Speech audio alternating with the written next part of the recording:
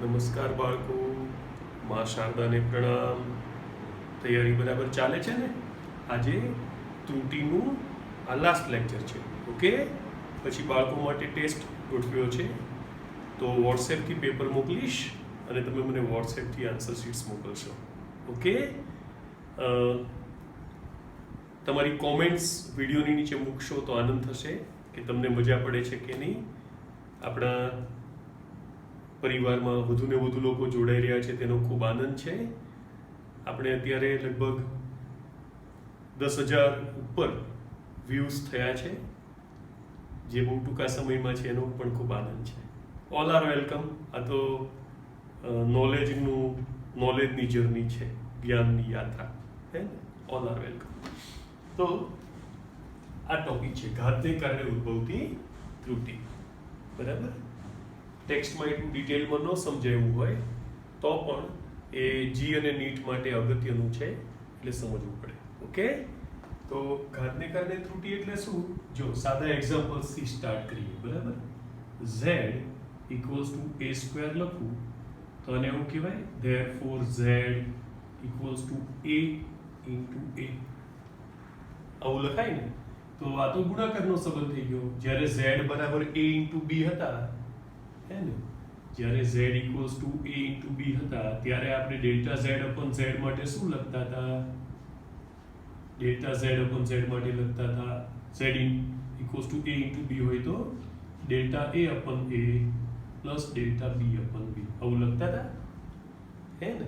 તો પછી અહીંયા b તરીકે પણ એ જ છે, તો એના પરથી આપણે આ આપણું કારણ છે એટલે એના પરથી અહીંયા લખી નાખીએ ડેલ્ટા z અપોન z બરાબર ડેલ્ટા a અપોન a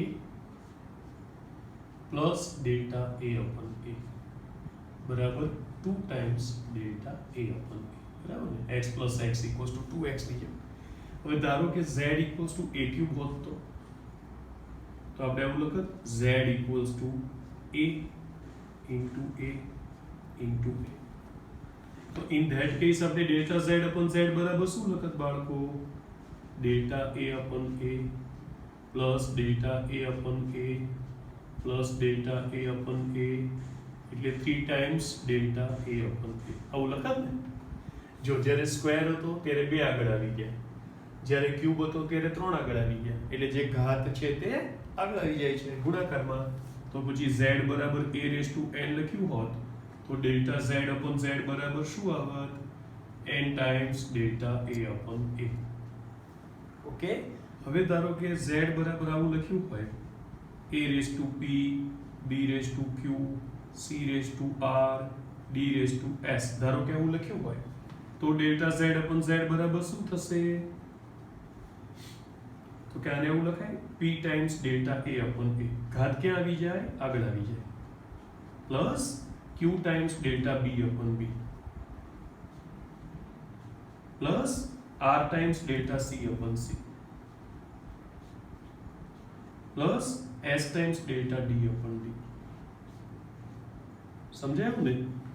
કારણ કે ભલે ભાગાકાર થાય કે ગુણાકાર થાય, ત્રુટિઓનો તો સરવાળો જ થાય. હવે કદાચ આપણને કન્ફ્યુઝ કરવા માટે આ આવી રીતે આપ્યું હોત z બરાબર a raise to p b raise to q c raise to minus r d raise to minus s, તો એ જવાબ તો આ જ આવે, હે ને. કારણ કે આપણને આવી રીતે આપે ને તો આને છેદમાં લખીને જ કરવાનું. એમ જો આને આવીને આવી ઘાત ગણશો ને તો આ માઇનસ r આગળ આવતા ત્રુટિ બાદ થઈ જશે, પણ કોઈની ત્રુટિ બાદ થાય નહીં. ઓકે, એટલે આનો અને આનો અર્થ સરખો થાય માટે બેવના જવાબ પણ સરખા થાય. એકદમ ક્લિયર? આ વ્યાપક સૂત્ર છે. ઓકે, તમારે સ્ક્રીનશોટ લઈ લેવો હોય તો લઈ લો. તમારે શું કરવાનું? આનો સ્ક્રીનશોટ લઈ લેવાનો, એટલે પછી શાંતિથી જોવાય. ઓકે, સ્ક્રીનશોટ લેતા આવડે છે ને? બે બાજુથી દબાવવાનું. ઓકે, તો હવે દાખલા ઉગડશું. બરાબર,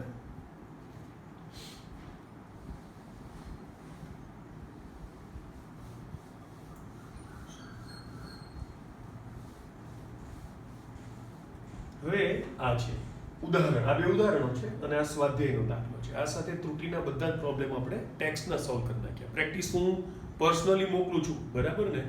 તો એના જવાબો તમે મને વોટ્સએપ કરશો. ન આવડે એ પણ કહેજો તો હું અહીંયા ભણાવીશ. ઓકે, પછી ભવિષ્યમાં અહીંયા પણ પ્રેક્ટિસ આપીશ ધીમે ધીમે. ઓકે, તો z equals to a raise to 4 b raise to 1/3 c into d raise to 3/2. તો આમાં z માં ત્રુટિનું ખાલી સૂત્ર જ બનાવવાનું છે. એટલે હમણાં કરાયું તેના જેવું થયું ને, 2.11 ગણાવું છું. ઓકે, z બરાબર શું આપ્યું છે? a raise to 4 b raise to 1/3 upon c d raise to 3/2. બરાબર. તો therefore delta z upon z બરાબર શું કીધું હમણાં?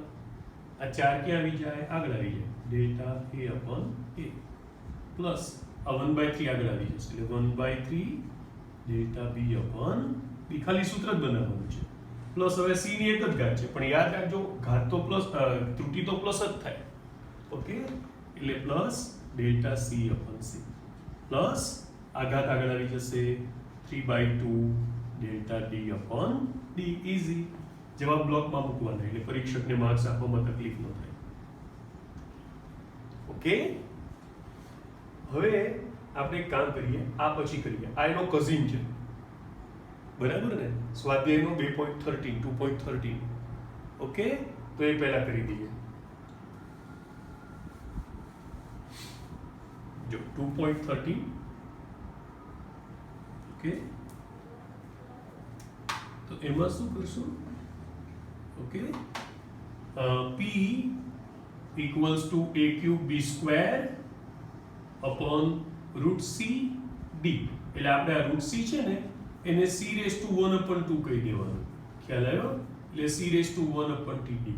તો therefore delta p upon p equals to આવું થઈ જશે 3 times delta a upon a plus 2 times delta b upon b plus 1/2 times delta c upon c plus delta d upon d. Therefore delta p upon p in percent. ટકામાં પૂછ્યું છે. હવે આ બધું ટકામાં જ આપ્યું છે એટલે આપણે આવું લખાય 3 અગેન લખી નાખીએ delta a into a percent plus 2 times delta b upon b in percent plus 1/2 into delta c upon c in percent plus delta d upon d in percent. Okay, equals to કેટલા થઈ જશે? 3. આ આપ્યો એમાં આપ્યું છે 1% plus 2, b માં આપ્યા છે 3% પ્લસ 1/2, c માં આપ્યા છે 4% પ્લસ d માં આપ્યા છે 2%. ઓકે, તો આ કેટલા થઈ ગયા? 3 વત્તા 6 વત્તા 2 વત્તા 2 એટલે 13% થયા. એકદમ ક્લિયર? હવે એક આ દાખલો છે આપણો. ઓકે,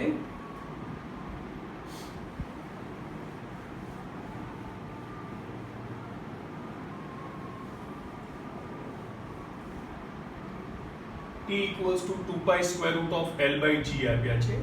તો આપણે g માં ત્રુટિ શોધવાની છે. બાકીનો ડેટા પછી વાંચીએ. તો પહેલા શું કરવાનું?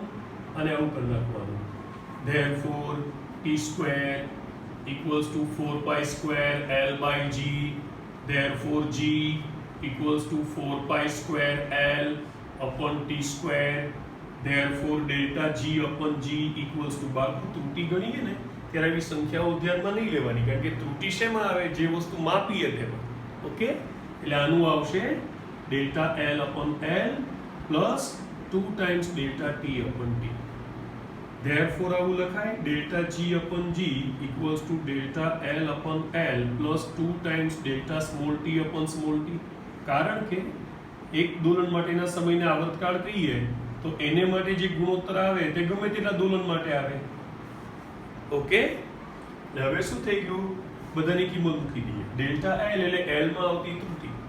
તો આ જે અહીંયા ડેલ્ટા L કેટલા છે લાવો લખીએ. બરાબર, અહીં ડેલ્ટા L એટલે જેટલી ચોકસાઈ સાથે માપ્યું હોય, જેટલી ચોકસાઈના સાધન સાથે માપ્યું હોય તેટલી ત્રુટિ આવી શકે.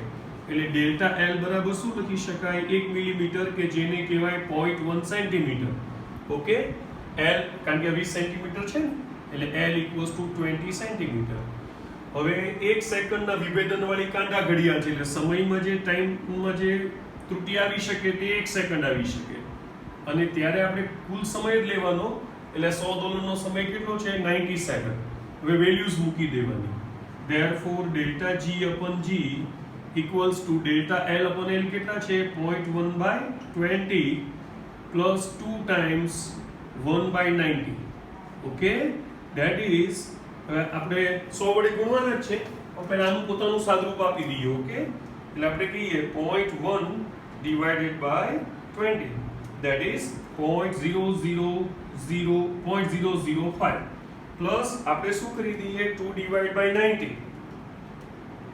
બરાબર તો એનો આન્સર આવશે 0.022 ચાલશે આટલું બરાબર હવે આનો સરવાળો કરીએ તો કેટલું આવશે 0.022 પ્લસ 0.005 તો આવી જશે 0.0272 0.0272 ઓકે તો પછી આપણે એને પ્રતિશતમાં લખીએ તો કેટલા થાય therefore delta g upon g in percent equals to 0.0272 into 100%.